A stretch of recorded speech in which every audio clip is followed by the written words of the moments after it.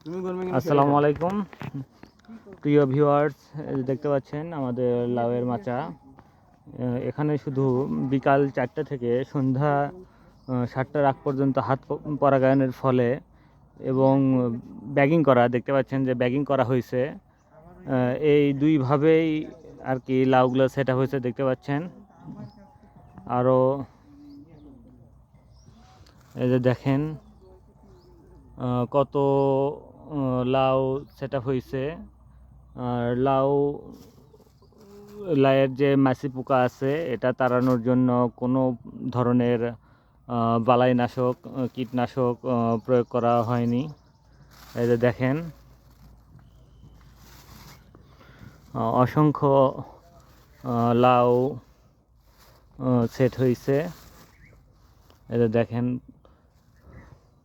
পাশাপাশি যে আমরা 15 দিন পর পর যেহেতু এই ক্ষেতে আসি, সময় মতো আমাদের 1G 2G 3G যে কাটিংগুলো আছে সময় মতো করা হয়নি, দেরিতে হলেও মাশাআল্লাহ অনেক সুন্দর ফল সেট হচ্ছে এবং মোটামুটি সন্তোষজনক ফলন। দেখেন প্রতিটা যেগুলো আর কি হাত পরাগায়ন করা হয়েছে,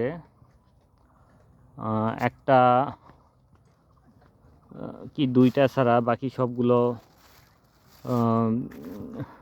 ফল সেট হয়েছে, লাউ সেট হয়েছে। দেখতে পাচ্ছেন এগুলো সবগুলো টিকে যাবে আশা করা যায়। সাইজ বড় হয়ে গেছে।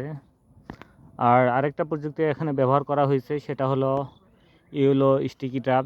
দেখতে পাচ্ছেন যে ফল ছিদ্রকারী মাছি পোকা যেটা আটকে আছে দৃশ্যমান আপনাদের সামনে। দেখেন এই যে মাশাআল্লাহ অসংখ্য লাউ সেট হয়েছে। আমরা আবার প্রায় 19 দিন পর আসবো। আগামীকাল আমরা ফল কালেকশন করব। এটা মূলত উত্তম কৃষি চর্চা মাধ্যমে ফসল উৎপাদন হচ্ছে। এটা যাতে উত্তম কৃষি চর্চার মাধ্যমে ফসল উৎপাদন করা যায়, season long TAT gap IPM ICM and IPNS 4 মাস ব্যাপী 60 দিনের প্রশিক্ষণ করছে প্রশিক্ষণার্থীদের ট্রায়াল প্লট। এটা সবে ফলন আসা শুরু হয়েছে, আশা করা যায়।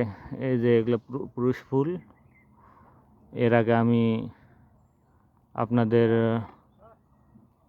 ফলনের পরাগায়নের ভিডিও দেখাইছিলাম।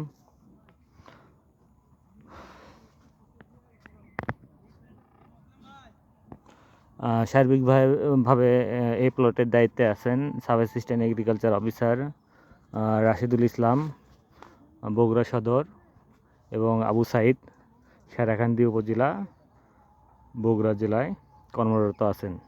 ধন্যবাদ সবাইকে, সবাই ভালো থাকবেন। আসসালামু আলাইকুম।